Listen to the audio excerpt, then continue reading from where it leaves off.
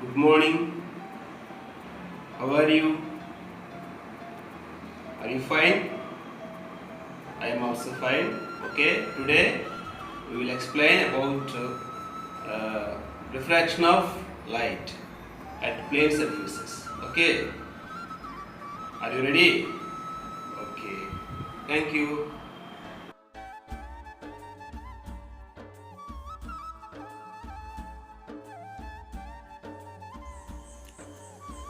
Dear students, చూడండి, ఇక్కడ ఒక ప్లేన్ సర్ఫేస్ ఉన్నటువంటి glass material, this is called glass slab అంటారు.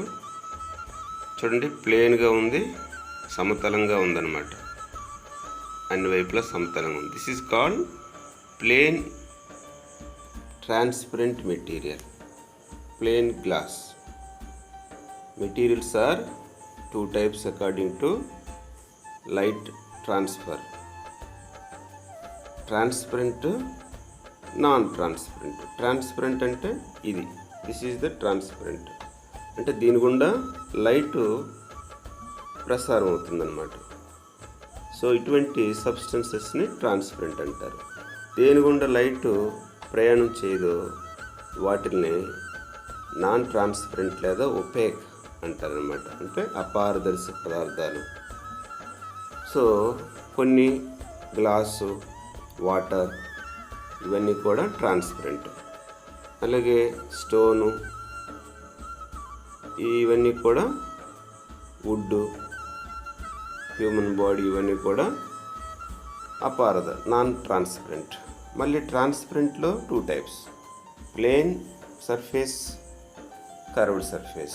These are plane surface. చూడండి, ప్లేన్ సర్ఫేస్ అంటే ఇటువైపు అయినా సమతలంగా ఉండాలి. ఇప్పుడు this one is prism, triangle షేప్లో ఉంటుంది, బట్ ఉపరితలం మాత్రం ఎలా ఉంది చూడండి, ప్లేన్గా ఉంది. ఇవి ప్లేన్. సో ప్లేన్ సర్ఫేస్ ఉన్నప్పుడు కాంతి ప్రయాణం ఒకలా ఉంటుందన్నమాట. కర్వ్డ్ సర్ఫేస్ గుండా వెళ్ళినప్పుడు it behaves in another way. So our chapter is light passing through plane transparent materials, just like glass and prism, glass slab, prism, వీటి గుండా లైట్ పాస్ అయినప్పుడు, light incident అయినప్పుడు, సో ఏమవుతుంది, కాంతి యాక్చువల్గా మార్గంలో స్ట్రైట్గా ప్రయాణం చేస్తుంది అనమాట. It never bends. బట్ ఇలాంటి thick materials, these are called denser, these are called denser, optically denser, not according to weight కాదు, according to light. So optical denser వేరు, మామూలు డెన్సిటీ వేరు. ఇప్పుడు కిరోసిన్ ఉంది, వాటర్ కంటే తక్కువ వెయిటే, బట్ కాంతి రూపంలో అది ఎక్కువ డెన్సర్ అనమాట. సో ఇది ఒక prism, big prism. This is also plane. Now ఈ ట్రాన్స్పరెంట్లో ఇంకొక రకం చూడండి, కర్వ్డ్. ఇప్పుడు ఇవన్నీ ఏంటివి, all these are comes under curved transparent materials. These are also transparent, light pass అవుతాయి వీటి గుండా, but these are not having plane surfaces, curved surfaces. వీటి ఉపరితలం చూడాలిగా ఉంది, వక్రంగా ఉందన్నమాట. This one is a cylindrical glass slab, magnifying glass. These are plane transparent materials. ఇప్పుడు ఈ కర్వ్డ్ చూస్తే దిస్ ఈజ్ సిలిండ్రికల్, చుట్టూ ఎలాగ ఉంచండి, వక్రంగా ఉంది. So this is curved transparent material. It is just like a wheel, రౌండ్గా ఉంది. ఇంకా ఇది చూడండి, అర్ధచంద్రాకారంలో ఉంది. This is semi circular, semi spherical అనొచ్చు. This is another, and this is also glass material, but that is it is just like lens, plano concave lens, and this one is plano double convex lens. This is రెండు వైపులా ఉబ్బెత్తుగా ఉంటుంది కాబట్టి దీన్ని double convex lens అంటారు. ఇది సింపుల్గా convex lens అనొచ్చు. We can call it as bi convex lens. ఇది ఏంటంటే watch glass, circular, spherical watch glass, వక్రంగా ఉంది. It's not plane. This one is also not plain. This is also curved. That is lens. And this is also a curved glass plate. So all these are different. Now we'll do some activities to know about more about refraction. So refraction అంటే ఏంటి? Bending of light. Now ఇక్కడ మనం lemon తీసుకున్నాం, ఒక glass tumbler తీసుకున్నాం, glass తీసుకున్నాం, అందులో వేసాం. చూడండి లెమన్ కనిపిస్తుంది, నార్మల్గా ఉంది. ఇప్పుడు దీనిలో మనం అంటే అక్కడ గ్లాస్లో ఏం లేదు, ఖాళీగా ఉంది, అంటే ఎయిర్ ఉంది. సో ఎయిర్ గుండా కాంతి స్ట్రైట్గా ఫ్రెండ్స్. ఇప్పుడు చూడండి వాటర్ వేయడం వల్ల ఏమైంది? దాని సైజు పెరిగినట్టు అనిపిస్తుంది. నిజానికి పెరిగిందా? లేదు. Originally size is same, but it is appearing bigger. ఇది ఎలాగది చూడండి, వా బాగుంది కదా, పెద్ద సైజులాగా కనిపిస్తుంది. This is called refraction. ఇదే రిఫ్రాక్షన్ అంటే కాంతి ఎప్పుడైనా వాటర్ అలాంటి డెన్సర్ మెటీరియల్లో ఉన్నప్పుడు దాని నుంచి కాంతి వంగి ప్రయాణించడం వల్ల పెద్ద సైజుగా మనకు కనిపిస్తుంది. స్ట్రైట్గా వచ్చినప్పుడు పెద్దదిగా ఉండదు. ఇప్పుడు చూడండి ఫ్లూట్, ఇందులో వాటర్ వేస్తే ఏమైంది చూడండి, వా ఎక్సలెంట్. మీరు ఇక్కడ మనకు రియల్గా రిఫ్రాక్షన్ అంటే ఏంటి అర్థమవుతుంది. రిఫ్రాక్షన్ అంటే ఏంటి? బెండింగ్. పైన ఎయిర్లో ఉంది ఫ్లూట్, కొంత భాగం వాటర్లో ఉంది. కాబట్టి ఏమైంది?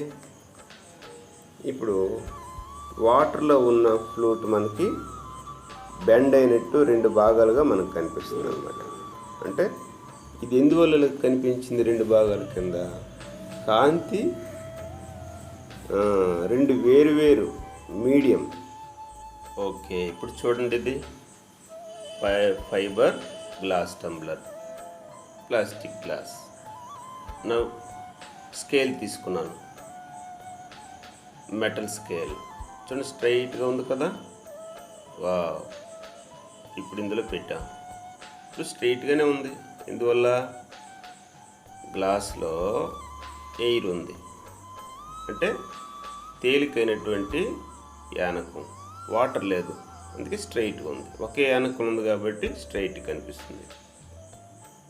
ఇప్పుడు చూడండి స్ట్రైట్గా ఉంది కదా. కాంతి బెండ్ అంటే వస్తువు ఎక్కడ బెండ్ అయినట్టు లేదు, స్ట్రైట్ మెటీరియల్ తీసుకున్నాం.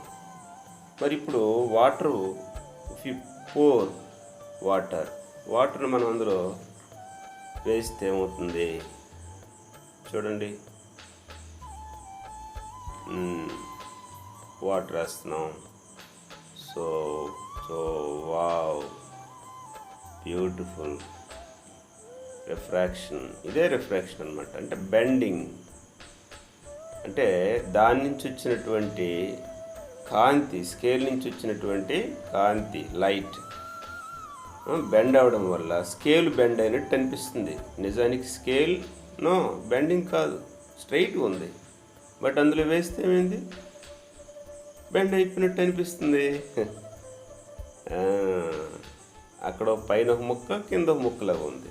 Yeah, it's very good example. Now take another example. Take glass and lemon. చూడండి, లెమన్ కనిపిస్తుంది కదా ఇప్పుడు. చూడండి, జాగ్రత్త చూడండి, లెమన్ కనిపిస్తుంది. ఇప్పుడు కొద్ది దూరంగా గ్లాస్ని జరిపితే ఏమవుతుంది, if you slide the glass away from us, మరి లెమన్ కనిపించట్లేదు. నా ఇప్పుడు చూసి లెమన్ కనిపిస్తుందా, ఏం లేదు. ఇప్పుడు వాటర్ వేయండి. వాటర్ వేస్తుంటే చూడండి, అదిగో కొద్ది లెమన్ కనిపించింది. ఇంకా మరి కొద్ది వేయాలి అగైన్. ఇప్పుడు చూడండి, అంటే లెమన్ అక్కడ తేలిపోలేదు, కిందే ఉంది, బరువైందే, బట్ మనకు కనిపించింది. ఎలా కనిపించింది, నీటి వల్ల కనిపించింది. అంటే లెమన్ మనకి ఒరిజినల్గా కనిపించలేదు, కానీ కాంతి వాటర్ గుండా థిక్ డెన్సర్ మీడియం గుండా వచ్చినప్పుడు కనిపించింది. ఓకే, నా అగైన్ చూడండి. ఇప్పుడు మామూలుగా అయితే లేజర్ టార్చ్ లైట్ ఇది అక్కడ స్పాట్ పడుతుంది. అదే ఇప్పుడు ప్రెజెంట్ పెట్టినప్పుడు ఏమవుతుంది, అక్కడ పడిందా చూడండి, అక్కడ ఒరిజినల్గా. ఇప్పుడు చూడండి, అటువైపు బెండ్ అయిపోయింది. ప్రెజెంట్ పెట్టినప్పుడు అటు బెండ్ అవుతుంది, ప్రెజెంట్ లేనప్పుడు స్ట్రైట్గా. అంటే కాంతి ఏమైంది, ఇప్పుడు బెండ్ అయింది. ఇప్పుడు when it passes through denser medium. చూడండి, మిర్రర్ మనం డైలీ ఉపయోగిస్తుంటాం కదా. These are which type of mirrors, plane mirrors, అంటే సమతల దర్పణం అన్నమాట. చూడండి, different varieties of mirrors, different cost, చాలా costly mirrors. This is what is this, laser torch light. చూడండి, ఇక్కడ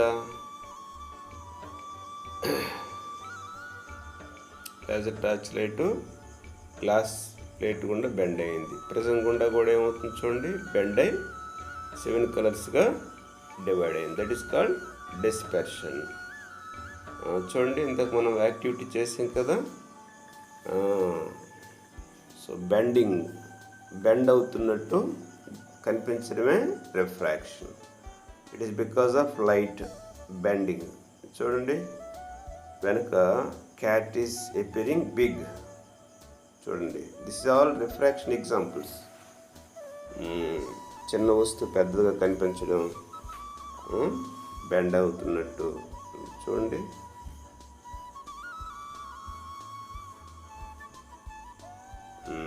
from one medium to another medium light is bent. What is it? చూడండి, refractive index. This is about critical angle. ఇది కింద water denser medium, పైన air. Light ray ఈ వాటర్లో నుంచి పైకి వెళ్ళినప్పుడు యాక్చువల్గా వంగి బయటకు వెళ్తుంది, కానీ ఒకానొక యాంగిల్ వద్ద మళ్ళీ వెనక్కి వచ్చింది. This is called critical angle. So దీన్ని ఇప్పుడు మనం will try with an experiment. See, ఇక్కడ మనం ఒక సెమీ స్పెరికల్ గ్లాస్ మనం తీసుకుంటాం. దీన్ని డైరెక్ట్గా చూడండి, నార్మల్గా మనం లైట్ పంపించినప్పుడు స్ట్రైట్గా వెళ్తుంది అనమాట. అదే కొంత యాంగిల్తో మనం కనిపెడితే ఏమవుతుంది, అది లైట్ అనేది బెండ్ అయి మళ్ళీ బయటికి వెళ్ళిపోతుంది. That is called refraction. అంటే లైట్ ఇక్కడ ఎయిర్లో నుంచి గ్లాస్లోకి వెళ్ళింది, బెండ్ అయింది, మళ్ళీ గ్లాస్ నుంచి బయటకు వచ్చినప్పుడు కొద్దిగా ఇంకా బెండ్ అయింది, 2 times బెండ్. ఇప్పుడు ఇంకా యాంగిల్ని ఇలాగ మనం తగ్గిస్తే ఇటువైపు తీసుకొచ్చామనుకోండి, లైట్ బీమ్, లైట్ కాంతి కిరణాన్ని, అప్పుడు ఆ బయటికి విడుదలైన కిరణం కూడా అలాగా మళ్ళీ ఇటే వచ్చేస్తుంది. మనం ఎటువైపు నుంచి అయితే పంపించాం అటువైపే వచ్చింది అనమాట. అంటే ఇదేంటిది, మళ్ళీ వెనక్కి రావడాన్ని రిఫ్లెక్షన్ అంట. అంటే ఇక్కడ ఏం జరిగింది, ఇంటర్నల్గా reflection. This is called total internal reflection. ఎప్పుడు ఇది జరుగుతుంది, మనం పంపించే కాంతి కిరణం ఇన్సిడెంట్ రే ఒక సర్టైన్ క్రిటికల్ యాంగిల్ కంటే ఎక్కువగా ఉన్నప్పుడు అప్పుడు మళ్ళీ లైట్ రే అనేది వెనక్కి వచ్చేస్తుంది, రిఫ్లెక్ట్ బ్యాక్.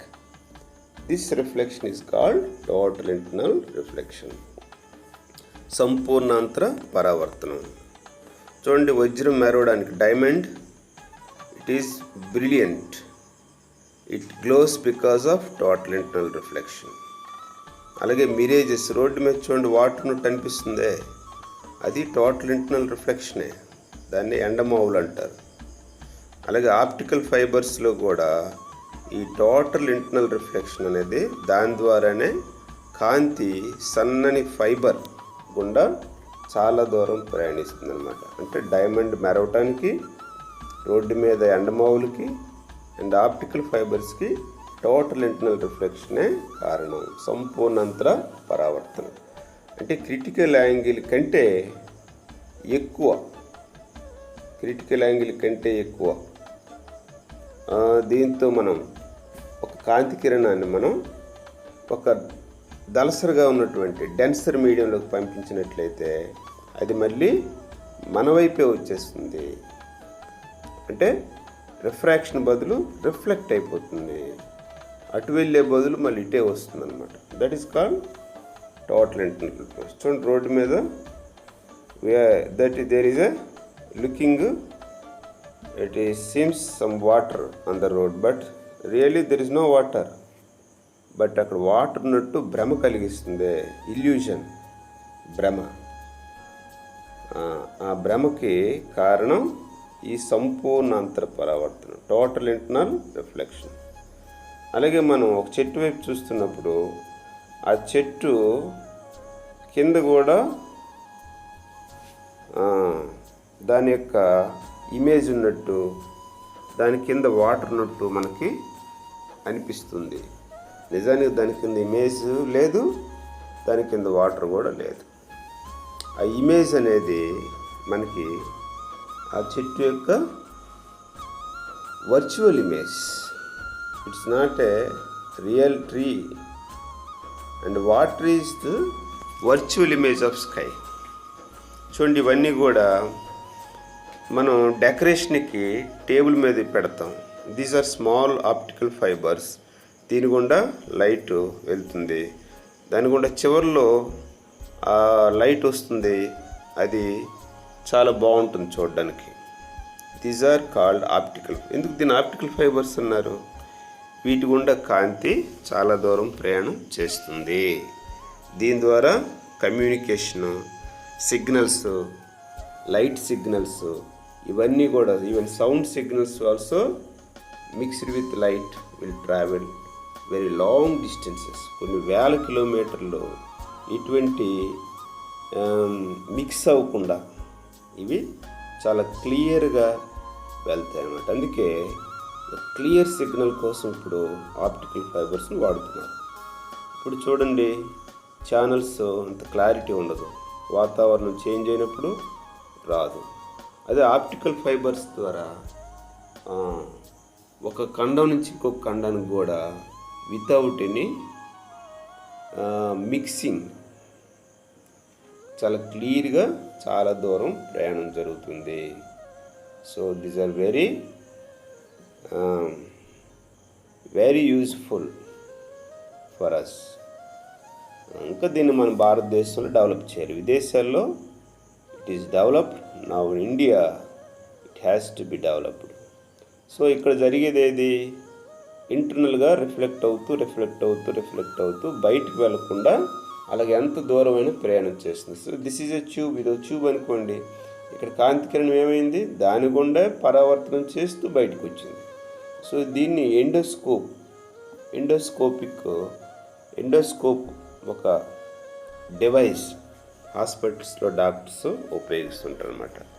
ఈ వైర్లు కూడా కాంతి ప్రయాణం చేస్తూ మన ఈ యొక్క స్టమక్లో ఏమైనటువంటి ప్రాబ్లమ్స్ ఉన్నప్పుడు ఈ ఆప్టికల్ ఫైబర్ ద్వారా లైట్ని పంపించి అక్కడ చూస్తూ అక్కడ ఉన్నటువంటి డిఫరెంట్ కాజెస్ని మళ్ళీ కంప్యూటర్లో చూడండి. ఒక పెద్ద పైప్లో చాలా చిన్న ఆప్టికల్ ఫైబర్ తో చేసినటువంటి స్మాల్ పైప్స్ ఉంటాయి. దాని గుండా కాంతి ఎలాగైతే ప్రయాణం చేస్తూ చాలా దూరం ప్రయాణం అవుతుందన్నమాట. Thousands of kilometres it will travel without any mixing, overlap each other. ఒకదాని మీద ఒకటి ఓవర్లాప్ అవ్వకుండా ఇండివిజువల్గా ప్రయాణం చేస్తుంది. This pipe is called optical fibre. దీని ద్వారా కాంతి ఏ మార్గంలో అయినా సరే ప్రయాణం చేస్తుంది. యాక్చువల్గా కాంతి తిన్నగా ప్రయాణం చేస్తుంది, కానీ ఆప్టికల్ ఫైబర్ ద్వారా వక్రంగా కూడా ప్రయాణం చేయగలదు. యాక్చువల్గా అయితే light only straight, it cannot transmit in curved, వక్ర మార్గంలో వెళ్ళలేదు. కానీ ఇక్కడ చూడండి, ఇటు నుంచి పంపించిన కాంతి కిరణం ఇన్సిడెంట్ రే ఎగైన్ మళ్ళీ వెనక్కే వచ్చింది అనమాట. అంటే ఈ ట్యూబ్లోనే పరావర్తనం జరుగుతూ ఎంత దూరం ప్రయాణం చేస్తూ ఉంటుంది. That is total internal reflection. ఇంకా దీనికోసం అర్థం అవడం కోసం చూడండి, this a small optical fibre. ఇందులో పంపించిన లైట్ చూడండి, ఆ అంచుకి వెళ్ళి ఇటు పరావర్తనం అయింది, ఈ అంచు నుంచి అటువైపు, ఆ అంచు నుంచి ఇటు, అంతేగాని బయటికి వెళ్ళదు. బయటికి వెళ్ళకపోవడానికి కారణం ఏంటి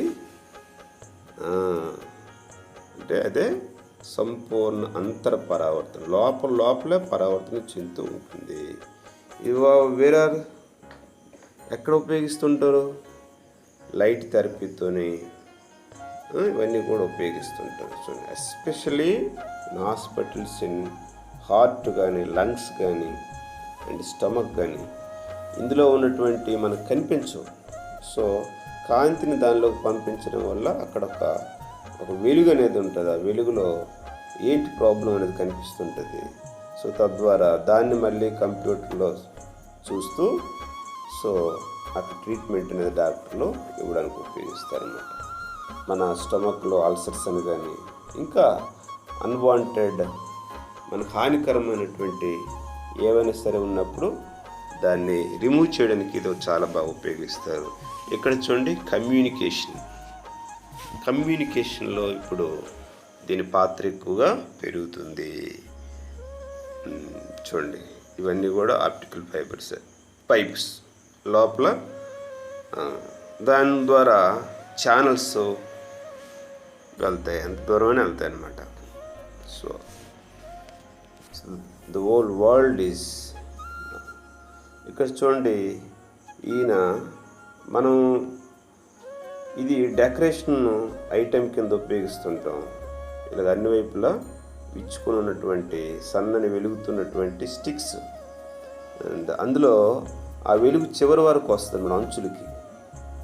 లోపల కింద పాట్లో బల్బ్ ఉంటుంది, అది దాని ద్వారా చివరికి వస్తూ వెలుగుతూ చాలా చూడడానికి చాలా బాగుంటుంది. ఇప్పుడు చూడండి, ఇది ఒక ప్రయోగం ఏం చేస్తున్నారు, అందులో కాంతి పంపించడం ద్వారా ఆ లోపలే ఆ రెండు అంచుల మధ్య పరావర్తనం చెందుతూ అలా చాలా దూరం వెళ్తుందన్నమాట.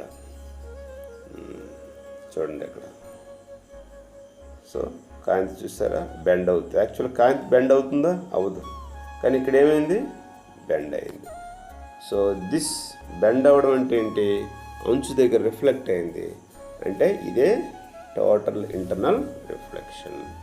అంటే అక్కడ క్రిటికల్ యాంగిల్ కంటే ఎక్కువ యాంగిల్లో కానీ కాంతి దాని మీద పడితే అది ఆటోమేటిక్గా మళ్ళీ అటు వెళ్ళిపోకుండా మళ్ళీ లోపలికి వస్తుంది అనమాట. అది ఎంత వక్ర మార్గం చూడండి, పైప్ చాలా వక్రంగా ఉంది, కర్వ్డ్గా ఉంది, కానీ దాని కూడా కాంతి వెళ్తుంది.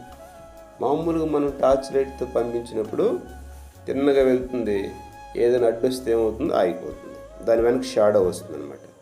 But here it's different. So this is a wonderful process. It is a wonderful total internal reflection. Is a beautiful, it is a ఒక అద్భుతమైనటువంటి, చూసారా అంత చూడడానికి చాలా చక్కగా ఉంది. ఆకాశంలో స్టార్స్ ఎలాగైతే మెరుస్తున్నాయో, సో ఇలాంటివి మనకి మార్కెట్లో కూడా దొరుకుతుంటాయి.